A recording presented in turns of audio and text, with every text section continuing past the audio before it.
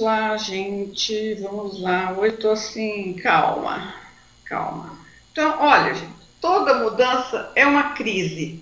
Pô, já pode parar por aqui, né? Porque ninguém quer saber de crise, né? Porque crise, quem tem síndrome do pânico já está enjoado de ter crise, né? Mas toda mudança é uma crise, porque ela implica em sair de uma situação da qual temos controle, ou achamos que temos, né?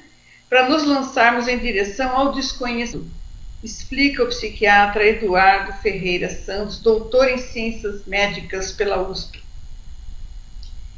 De acordo com ele, a mudança só é vista com bons olhos por quem está em uma situação que reconhece como muito desagradável. Ainda assim, é difícil. Quando estamos na zona de conforto, é muito difícil encontrar forças psicológicas para mudar, mesmo que estejamos conscientes da necessidade de buscar algo melhor, diz. Então, gente, a conclusão aqui é que provavelmente. Oi, Vanice, tudo bom? Provavelmente uma pessoa só muda quando o sofrimento for maior do que a zona de conforto que ela está. Por pior que que a dor que ela sofre, quando a dor é muito grande, aí ela se propõe a mudar. Se a dor for mais ou menos meia boca ali, ela vai, olha, traição, olha, a Cláudia está falando de traição. Traição é uma coisa interessante, porque ela faz rapidinho você mudar várias crenças que você tinha. Você passa a não ser mais uma pessoa iludida, a botar muitas expectativas no outro. Você passa a considerar aquele um ser humano que falha. Você lida com culpa, né? Você às vezes coloca a culpa em você, depois você tira a culpa de você, de repente você bagunça todo o seu emocional, toda a sua vida, quando você se vê diante de uma traição. E ela provoca a mudança, porque é uma dor muito grande, né? Tem piores, mas quem passa por uma traição acredita que é a pior dor que possa existir, mas não é. Bom, como dizia uma amiga nossa, né? A minha unha encravada dói mais que o seu câncer. Isso significa que o que eu tenho me dói mais, né? Então, se o meu problema for muito menos do que uma traição, do que a perda de um filho, ou isso, aquilo, mas para mim, ele é o meu problema central, né? Ele é o pior a pior coisa que pode acontecer. Então, provocar uma mudança de atitude em qualquer pessoa é das tarefas mais difíceis que se tem notícia. Envolve uma nova consciência, preste atenção nas palavras, a criação de um novo hábito, o abandono de práticas e conceitos arraigados e culturalmente reforçados. Dizer que se vai provocar uma mudança cultural, uma mudança de atitude é muito fácil, em termos como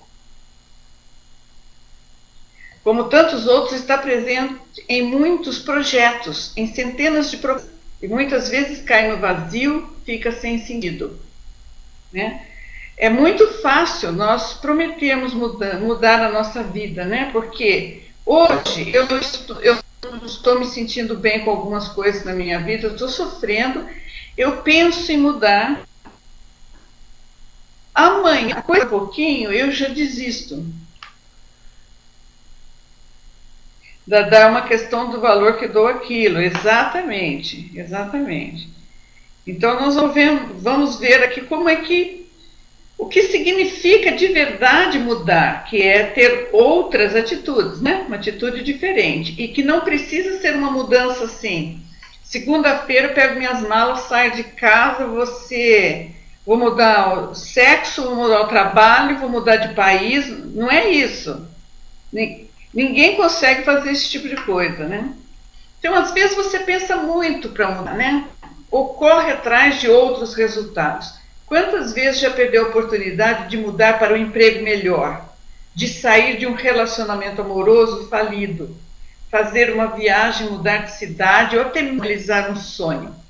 É nessa hora da vida que precisamos de uma postura de pensamentos que possam influenciar positivo ou até negativamente na sua mudança de atitude, mas sem medo e com determinação ir à busca. Mudar implica em ação. Não mudar até de casa, até de roupa. Qualquer tipo de mudança. Não pode ficar no campo do pensamento, precisa ter ação. Eu estou com 2 computadores ligados aqui, e eu pego o mouse de um, o teclado do outro, bem bagunçadas. Olha, o que acontece é que criamos hábitos. Nos acostumamos com a rotina e nem sempre eles podem descrever como vai ser sua conduta futura. Até podem trabalhar ao seu favor ou em determinados momentos atrapalhar. Só que quando falamos de hábitos, rotinas, lembramos que eles estão relacionados com o nosso dia a dia. Chegam às vezes a ser até automáticos. Sendo assim, tenho a verdadeira sensação que quando mudamos de atitude, mudamos também nossos hábitos e saímos da rotina.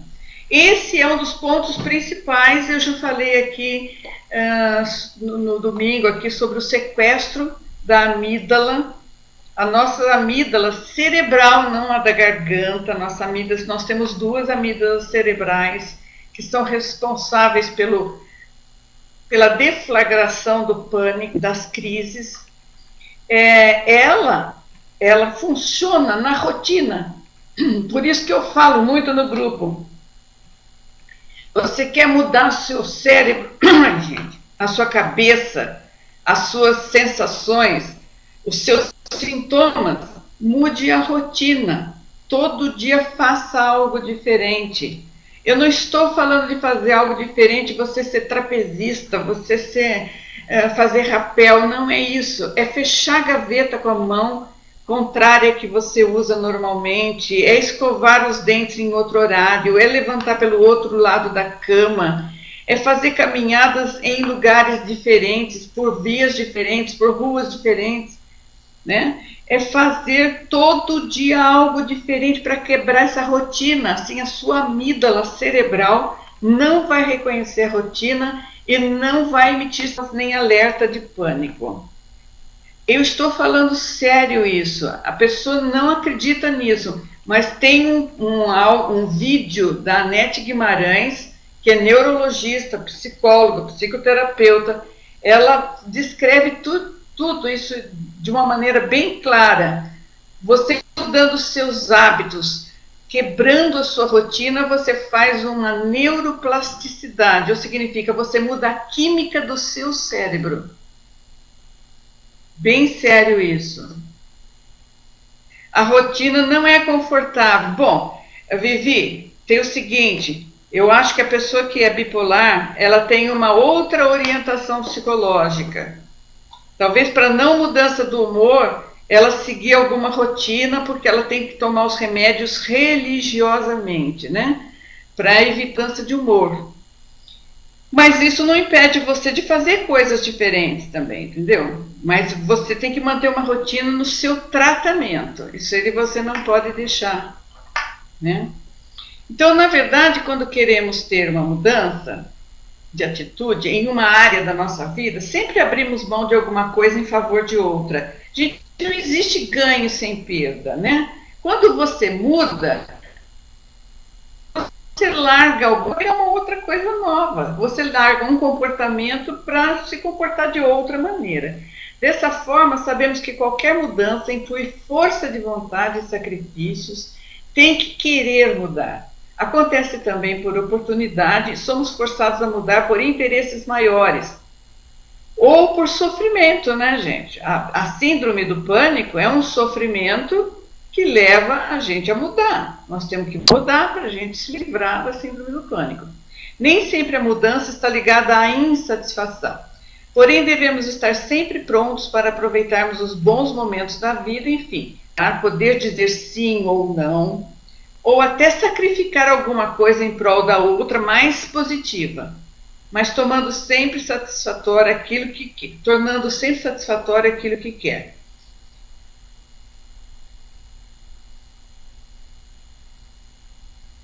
Eu acho que a gente está precisando fazer uma outra que uns outros slides aqui a respeito de bipolaridade, né? Para o pessoal entender um pouquinho o porquê da rotina no bipolar. Né? Bom, mas fazer mudança costuma ser mais complicado do que imaginamos, gente. Mudar é difícil. O paniquento ele tem dois problemas, né? Ele tem problema para mudar e ele tem problema com a mudança. Tudo que é novo traz insegurança e a pessoa que tem síndrome do pânico, ela não sabe lidar com insegurança. Então, fazer mudança costuma ser mais complicado do que imaginamos. Uns tentam mudar como se fosse fazer regime para emagrecer, começam uma dieta, depois param, recomeçam outra e assim vão. Fazem coisas, mas param em algum momento. Depois de várias tentativas, desanimam, porque não conseguem chegar e principalmente manter seus propósitos. Outros se informam, leem tudo que se relaciona à mudança, assistem às palestras, fazem cursos, sabem tudo na teoria, mas lhes falta a coragem de colocá-la na prática. Desejam mudar, mas não assumem uma atitude realmente efetiva de mudança. Normalmente, quando a pessoa quer mudar, ela quer que algo mude para a vida dela ficar boa. Então não é aquela coisa assim, eu quero mudar para que eu quero um objetivo, eu tenho um objetivo, quero mudar para atingir aquele objetivo, eu quero esse tipo de mudança que para minha vida ficar melhor nesse sentido. Não, quando falam em mudar para uma pessoa de síndrome do pânico, principalmente, ela pensa assim, eu quero que alguma coisa na minha vida mude para ficar bom. Né? Então vamos um pouquinho mais para frente. Tem os que fazem tudo, menos o principal. As pessoas rezam, prometem, tentam de um jeito ou de outro, estão sempre em atividade. Parece até que estão conseguindo, mas utilizam táticas diversionistas. Fazem tudo, menos o que precisam fazer. Mexem em tudo, menos no que o ajudaria de verdade. Vivem equilibrando-se em 1000 tentativas, para mudar sem quebrar a antiga estrutura. Pensem nisso. A pessoa muda, mas ela não estrutura, ela não muda a crença. Ela continua acreditando nas mesmas coisas, ela muda coisinhas aqui na rotina dela, mas ela não muda a maneira de pensar a respeito das mesmas coisas. Esticam a corda até quase arrebentar, mas sempre voltam a tempo quando estão a ponto de dar um passo mais forte na direção do novo.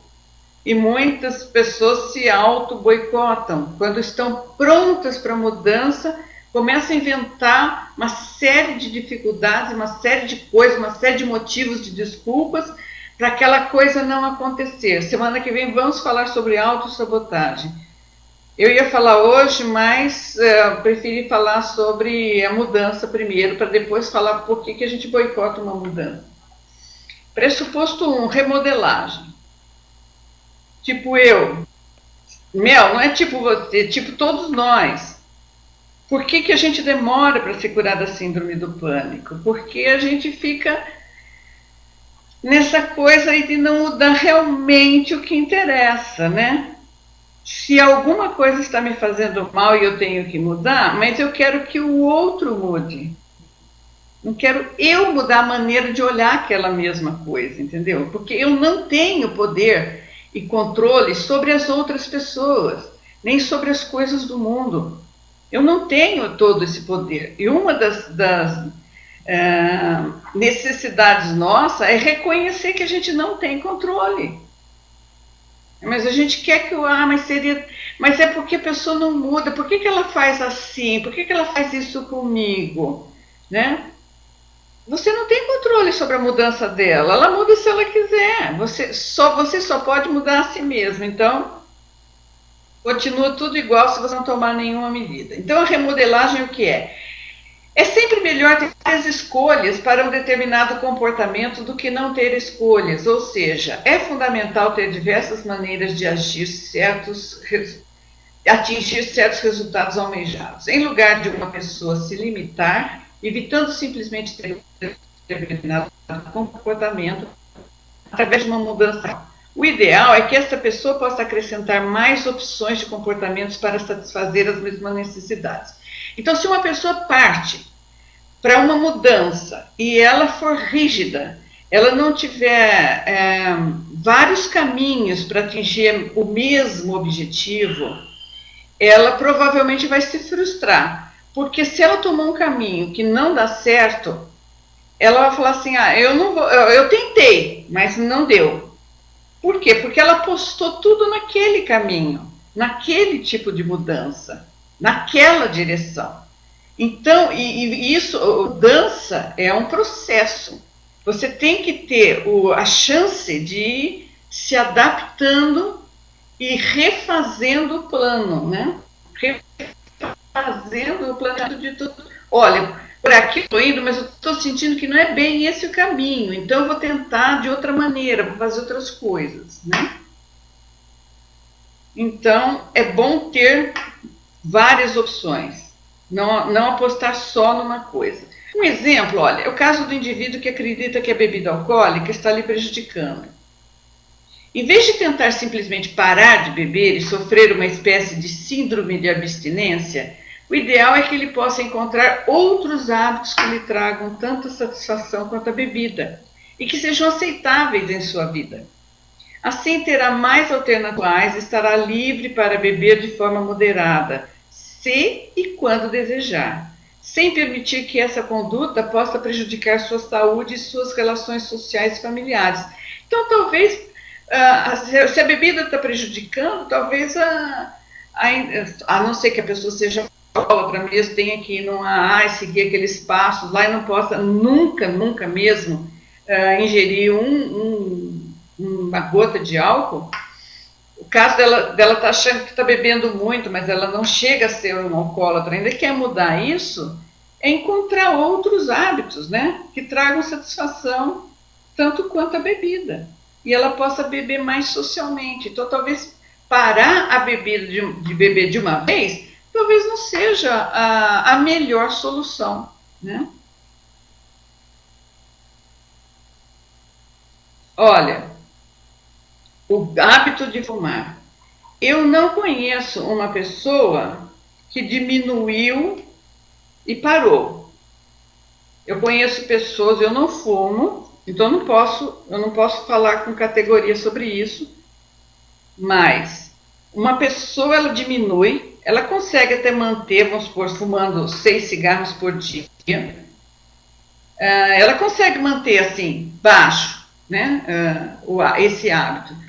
Mas eu desconheço, eu vi todas as pessoas que pararam de fumar, normalmente foi por medo de doença, foi por recomendação do médico, e a pessoa sofreu um infarto, alguma coisa. Dificilmente uma pessoa para simplesmente porque resolve parar, e ela para de vez. O cigarro tem 2 tipos de vício, né? Ele tem o vício químico e tem o vício psicológico. Né? Tem pessoas que. A pessoa tem os 2 vícios, não dá para cair fora de um. Não dá.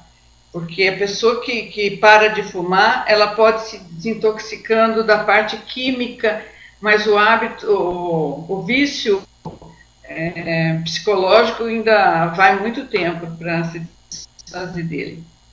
Porque ela tem aquela coisa de lugar que ela fuma para pensar na vida, ajuda a baixar a ansiedade temporariamente, né? Temporariamente ajuda a baixar a ansiedade, mas depois pode provocar mais ainda, enfim. É isso, cada caso um caso, né? Então, o pressuposto 2 aqui é aplicar recursos, né? Em geral, os indivíduos já têm os recursos pessoais necessários à realização das mudanças desejadas, apesar de nem sempre poderem contar com esses recursos nos contextos apropriados. Por exemplo, algumas pessoas têm medo de falar em público. No entanto, conseguem ser bons comunicadores em outras áreas de suas vidas. Os recursos de comunicação já estão lá no seu comportamento. No entanto, elas não conseguem acessá-los no contexto de falar em público. Nessas história de vida nos permite adquirir várias experiências pessoais que são recursos valiosos e que podem ser utilizados em outras situações parecidas. O que precisamos é aprender a acessar essas experiências e saber usá-las em outros contextos. Então você tem que racionalizar isso. Falar em público é a mesma coisa que você falar em outros lugares, né? Você tem que aplicar esses recursos que você já tem.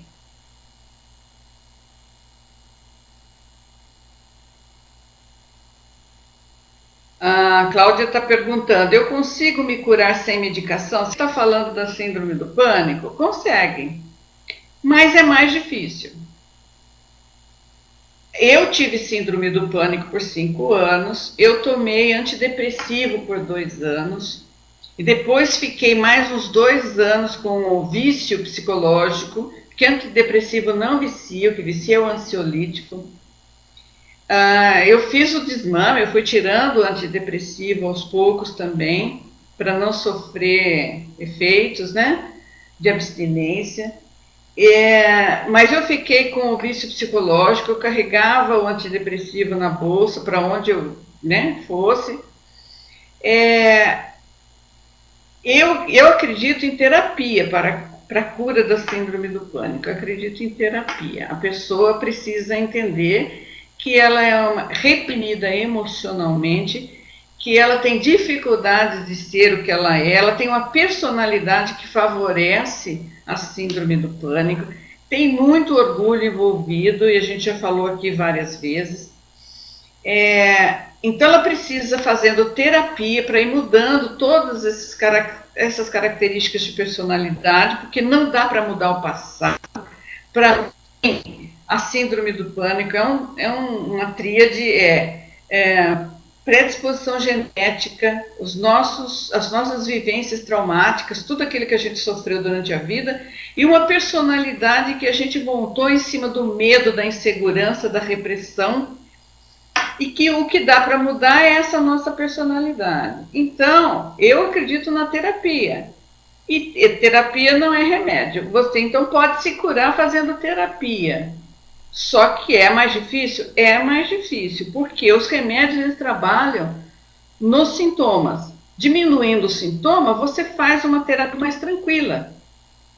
Sentindo tudo que uma pessoa com síndrome do pânico sente, fica meio complicado você raciocinar, a se autoanalisar, a se conhecer. Por quê? Porque vem todo aqueles sintomas na frente, entendeu?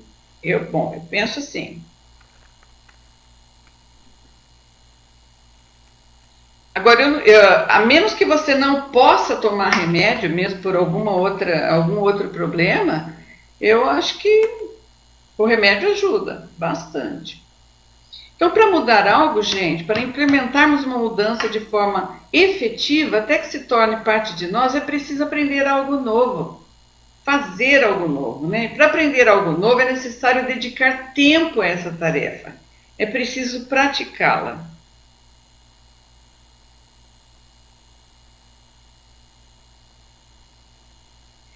Bom, então vamos aos passos da mudança, né? O primeiro passo para se mudar é conscientize-se do que quer mudar, por que quer e quando quer.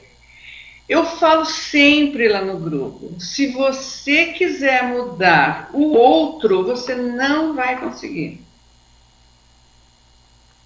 Porque você não tem controle sobre o outro. O outro pode querer mudar ou não, quando ele quiser. Então, se conscientize do que você quer mudar. Você quer mudar você. Mas por que você quer mudar? Porque essa situação não está te agradando, você está sofrendo com essa situação. E para quando você quer mudar? Porque mudança é um processo. Então, ter uma noção clara do que se quer mudar é o primeiro passo a ser dado. Quer mudar um hábito que tem vindo a comprovar-se como prejudicial? Quer mudar a sua forma de falar com o seu parceiro? Quer deixar de fumar? Olha, quer mudar a forma de parceiro? O seu parceiro pode mudar em reação à maneira que você fala com ele. Pode, não significa que vai. Ele pode mudar se você mudar com ele. Né? Enfim, vale a pena tentar. Vale a pena tentar. Esse é o primeiro passo. Outro, identifique possíveis obstáculos à mudança. Renata, eu tenho um ódio no meu coração, uma raiva, fiquei com síndrome do pânico depois que eu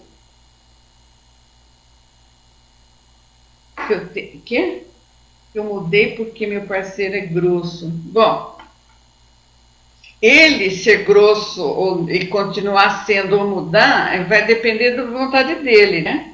Agora, você pode não aceitar isso. Você pode mudar com ele e ele talvez mude com você, né? Então, entender que a gente só muda a gente mesmo é um grande passo, né? Então, quais os possíveis obstáculos à mudança, né? Obstáculos à mudança de vida positiva, existem 4 áreas que necessitam de especial atenção para aumentar a probabilidade de vir a ser bem-sucedido no que pretende mudar. Então, a sua bagagem emocional, seus hábitos, emoções, ambiente, às vezes você está tão acostumado com certas coisas que você não consegue ver a chance de mudar, né? E todo mundo, olha, a Lucila colocou ali, todo mundo pensa em mudar o mundo, mas ninguém pensa em mudar a si mesmo, né? Eu sei que a gente gostaria de mudar o mundo e todos os parceiros e amigos e família, a gente gostaria que todos mudassem para ficar bom para nós. Mas isso não vai acontecer. E isso é enxergar a realidade da vida. Olha, a Cláudia está falando em praticar o perdão. Nós nunca falamos em perdão aqui no grupo. Porque e parece que a Lucila também, eu não acredito que um ser humano seja capaz de perdoar. A não ser pequenas falhas, né? Mas coisas mais graves eu não acredito em perdão. Eu acredito que você possa reconhecer que o outro teve certos limites e por isso agiu como agiu. Né? No caso dos companheiros todos aí, eles agem como agem por causa das crenças deles, dos traumas que eles têm, dos problemas que eles têm de autoestima. Então, cada um age com aquilo que tem, né? Com a personalidade que tem, com a vida que teve, com o que sofreu na vida. Às vezes, uma grosseria não deixa de ser, ou é apenas um mecanismo de defesa da pessoa. Difícil aguentar, difícil entender. Ninguém gosta, mas às vezes é só um mecanismo de defesa da pessoa. A pessoa não quer se machucar, então ela afasta todo mundo com grosserias, né? Prepare-se para sair da sua zona de conforto. Gente, não existe mudança com a bunda no sofá. Né? Rosana, você é a primeira pessoa que não acredita em perdão, Dada. Gostei de saber dessa visão. Eu não acredito mesmo. Eu acho que, lógico, se você falar em religião, é divino perdoar, tudo, mas eu não acredito que seja uma prática do ser humano. Né? E não é criminoso, isso daí não é feio, isso aí não é pecado, não é nada. Por quê? Porque você pode conhecer que as pessoas também têm limites, elas fazem as coisas, nem sempre porque querem fazer daquela maneira, mas porque só sabem fazer daquele jeito, elas estão se defendendo de alguma coisa que você não conhece, porque a gente não conhece as pessoas assim a fundo, né? Então, gente, olha, não existe mudança se você ficar com a bunda no sofá. Mudar é, na grande maioria das vezes, caminhar rumo à novidade, ao desconhecido e incomum. A aprendizagem ou implementação de algo novo fica usualmente fora da zona conhecida. Precisamos de estar mais atentos, mais conscientes, mais motivados e monitorar o que estamos fazendo. Então tem que sair da zona de conforto. Tem que sair agora, segunda-feira, amanhã, às 15 horas, gente. Você vai saindo aos poucos da sua zona de conforto. Você vai tentando todo dia um pouco, alguma coisa diferente. Mudando sempre na direção do seu objetivo. Né? Você vai lendo, você vai se instruindo, você vai se preparando. Eu pergunto sempre para as pessoas que não trabalham fora: vocês estão pagando INSS para um dia poderem se aposentar? Porque vocês sabiam que não existe aposentadoria se você não pagar o INSS? Tem muita gente que tem um entendimento errado. Eles acham que vão ficar velhos e vão ter aposentadoria. Mas se você não pagar, você não vai ter aposentadoria. O outro caso de aposentadoria é só se você for idoso e você tiver um problema de saúde muito grave que você não consiga se manter, você não tenha ninguém, absolutamente ninguém, para se manter, para manter você. O meu áudio está falhando? De novo? Então tem que esperar um pouquinho. Ok? Não.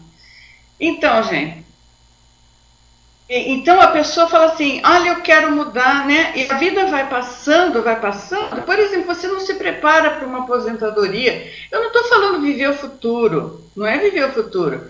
Mas se você não morrer, você vai ficar velho, né? Então você tem que pensar nessas coisas. Muitas pessoas que estão casadas e não largam do marido, por quê? Ah, porque eu não trabalho, eu dependo dele economicamente. Então, se o marido não for legal, se o casamento, se o relacionamento não estiver bom, você vá se preparando para sair dele. Arrume um emprego. Oh, está falhando? Para quantas pessoas está falhando, hein?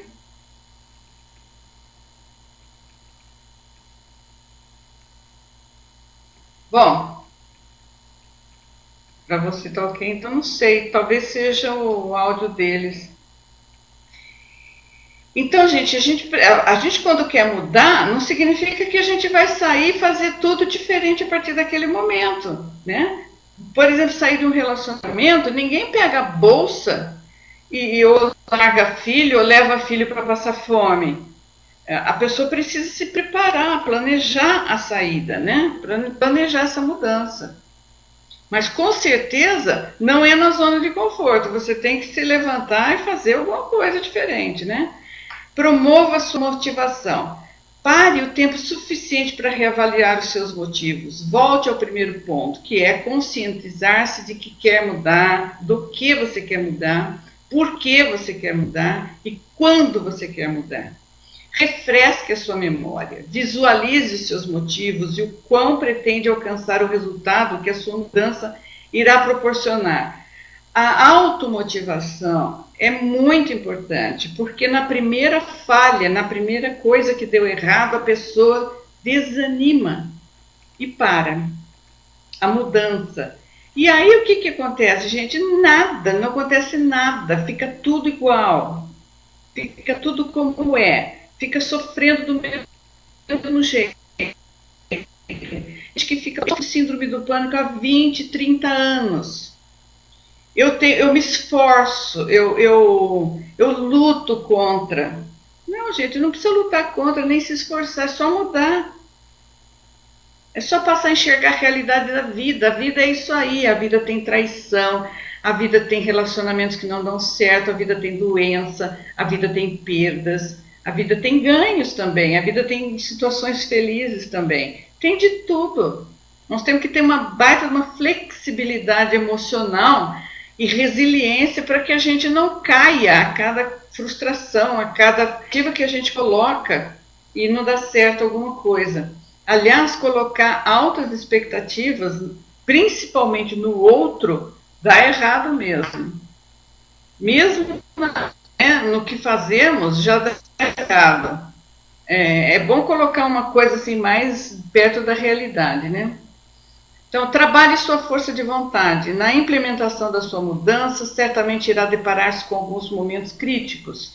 Instala-se o cansaço, eventualmente nem tudo corre como desejado, pode ir acumulando alguns fracassos, algumas frustrações, alguns recuos e dificuldades. Isso é normal acontecer. Você tem que trabalhar sua força de vontade. Por quê? Porque você não quer sofrer. Você não quer sofrer mais. Você sabe que tem que mudar. Então você se refaça e continue. Eventualmente você vai dar uma baixa, tudo, mas depois você se refaz e continua. Treine a sua força emocional.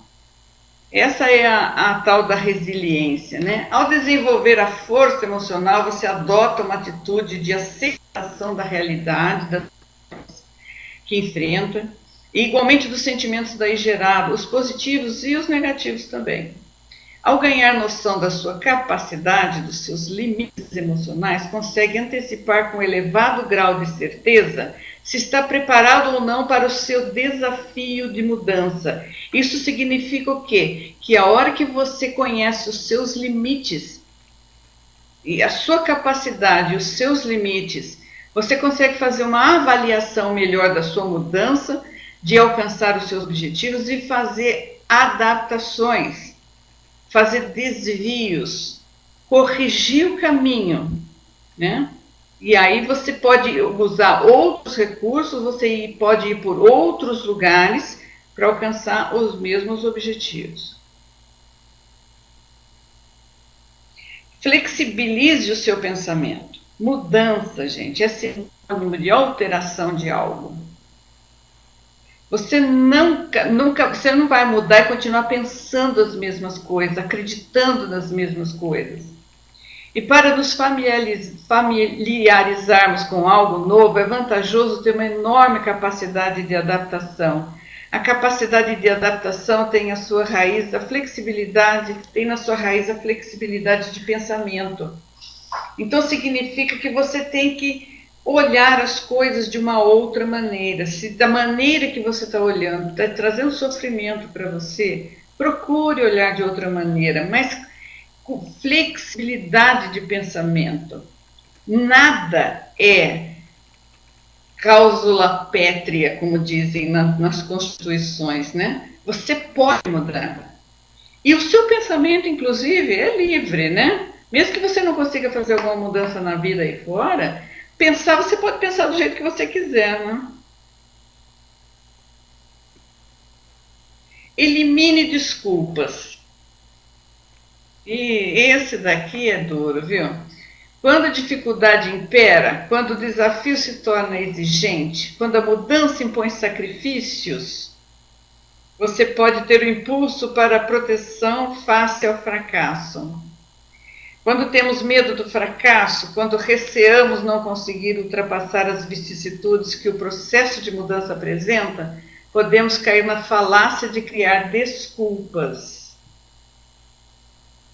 A desculpa é o pior boicote que você pode armar para você mesmo.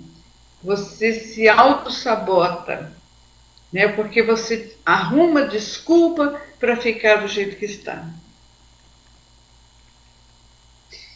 E mudança significa o quê? Ação. Querer mudar não é mudar, é intenção. E intenção não é ação. Querer não é fazer. É importante que crie uma dinâmica, que crie um impulso para a ação e implemente a sua estratégia. Depois, pouco a pouco, vá percebendo o que funciona, vá verificando o que precisa ser melhorado e aquilo que não vale a pena insistir. Para se alcançar o sucesso pretendido, por vezes passamos por um processo de tentativa e erro. Pelo caminho, elimine o que não surte efeito, agarre-se ao que funciona e melhore o que vale a pena. Mudar significa dar pelo menos um passo de cada vez. Você não vai mudar tudo, mudança é um processo. Qualquer mudança vale a pena. Qualquer coisinha que você muda significa que você está dando um passo à frente. Mesmo quando elas não dão certo, você tem a resposta de que naquela direção não funciona. Então você muda o seu caminho. Mas mudar implica em ação. Você tem que começar a fazer alguma coisa. Só prometer, só pensar e só...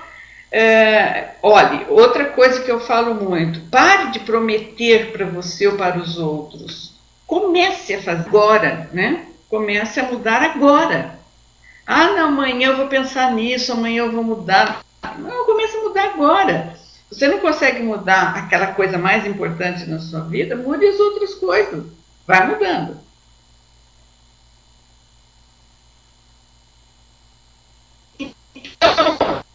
Olha, gente, nada se você não mudar.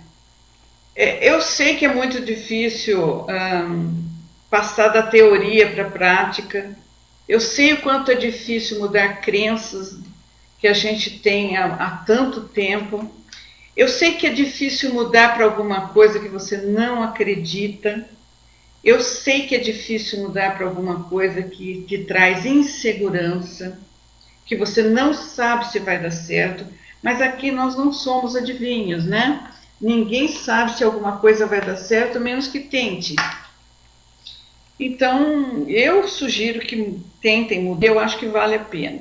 Eu acho que vale a pena, eu acho que é um passo enorme na cura da síndrome do pânico. Então, é isso mais ou menos que eu tinha para dizer para vocês, e eu desejo uma boa semana. Não sei se a Lucília vai voltar para falar sobre alguma coisa aí que eu não me lembro.